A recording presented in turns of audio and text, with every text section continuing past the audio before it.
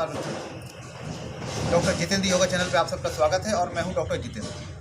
आज के योगा अभ्यास को शुरू करने से पहले आज के शुभ विचार को हम लोग अपने जीवन में मनन धारण और करेंगे।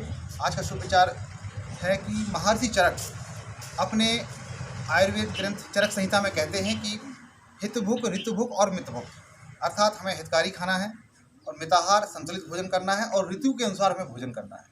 अगर हम अपने जीवन में इस नियम को अपनाते हैं तो हम निश्चित रूप से अपने स्वास्थ्य को पूरे जीवन भर बरकरार रखने में सफल होते हैं। और अपने महर्षि चरक कहते हैं कि स्वस्थ जीवन के 4 स्तंभ हैं: आहार, निद्रा, ब्रह्मचर्य और व्यायाम। अगर इन 4 नियमों का अगर हम पालन करते हैं अपने जीवन में तो निश्चित रूप से हम अपने आप को स्वस्थ, शक्तिशाली, मृत्यु पर्यंत बना सकते हैं। आइए अब आज के योगाभ्यास के क्रम में हम बात करेंगे कि कमर के लिए योगाभ्यास। शीत ऋतु चल रही है और अनियमित भोजन और अस्वस्थ जीवन शैली और व्यायाम के अभाव के कारण हम अपने शरीर में जकड़न महसूस करने लगते हैं। और ख़ास तौर से अधिकतर 40 वर्ष से ऊपर और प्रौढ़ व्यक्तियों की ये शिकायत रहती है कि कमर में जकड़न रहती है। कमर में जकड़न रहने से उनके पूरे शरीर की स्फूर्ति गायब हो जाती है और जिसका असर पूरे दिन उनकी कार्यशैली पर पड़ता है।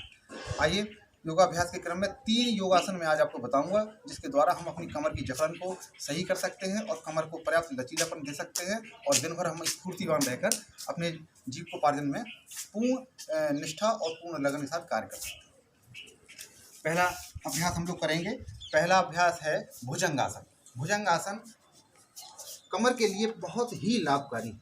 इसमें हम लेट जाएंगे इस तरह से, पैरों को चिपकाते हुए, पंडली से पंडली, घुटने से घुटने, हाथों को कमर सीने के पास रखते हुए श्वास लेते हुए हम उठेंगे ऊपर।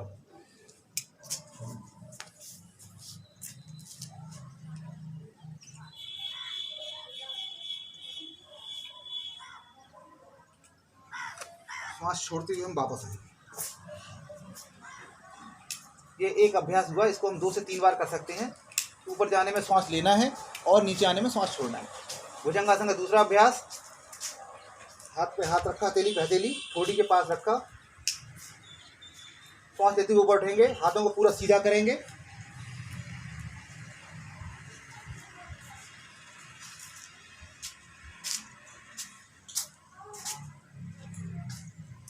श्वास छोड़ते हुए हम वापस आ जाएंगे। भुजंगासन करने से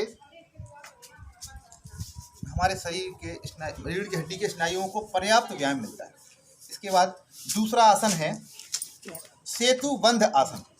सेतुबंध आसन कमर के लिए बहुत ही लाभदायक है और सबसे महत्वपूर्ण बात यह है कि ये आसन योगाभ्यास प्रारंभ करने वाले व्यक्ति जिन्होंने पहले कभी अभ्यास नहीं किया वो लोग आसानी से इस आसन को कर सकते हैं।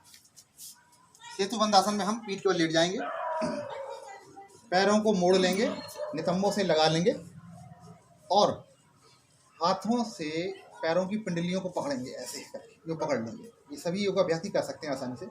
और श्वास छोड़ते हुए कमर को हम ऊपर उठाने का यथासंभव यथा सामर्थ्य प्रयास करेंगे। देखिए, श्वास मैंने बाहर निकाली, श्वास ली और श्वास छोड़ते हुए उठ गए। यथा सामर्थ्य उठने का प्रयास करेंगे। करते ही इंस्टेंट लाभ मिलेगा आपको कमर में, बहुत जबरदस्त। पेट आपका बिल्कुल रीढ़ की हड्डी से लग जाएगा।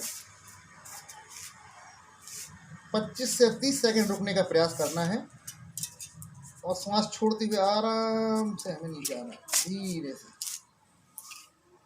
याद रखिए, योगाभ्यास में हमें अपने शरीर को जबरदस्ती बिल्कुल भी नहीं करनी है और हम उठ जाएंगे। तीसरा अभ्यास है योगाभ्यास में कमर के लिए हलासन। हलासन हमारे रीढ़ की हड्डी और सारे स्नायुओं को बहुत ही जबरदस्त और त्वरित तरीके से लाभ प्रदान करता है। आइए करते हैं तीसरा हलासन। हलासन में पैरों को ले जाते हुए पीछे और टिका देंगे जमीन पे। श्वास प्रश्वास को हम सामान्य तरीके से लेंगे। 25 से 30 सेकंड रुकने के बाद हम पुनः अपनी प्रारंभिक स्थिति में आ जाएंगे। तो ये थे बहुत ही सामान्य से योगाभ्यास प्रारंभ करने वाले साधकों के लिए बहुत ही आसान तरीके से करने वाले कमर के 3 आसन। आप इन आसनों को करिए और इनका लाभ महसूस करिए। निश्चित रूप से आपकी कमर की जकड़न आपकी दूर होगी, आपका शरीर स्फूर्तिवान बनेगा और स्फूर्ति के साथ अब दिन भर की दिनचर्या को पूरी तरह से आप निष्पादित कर पाएंगे। आज के योगाभ्यास के क्रम में इतना ही। मिलते हैं हम लोग अगले वीडियो में एक नई योग क्रिया के बारे में। तब तक के लिए धन्यवाद।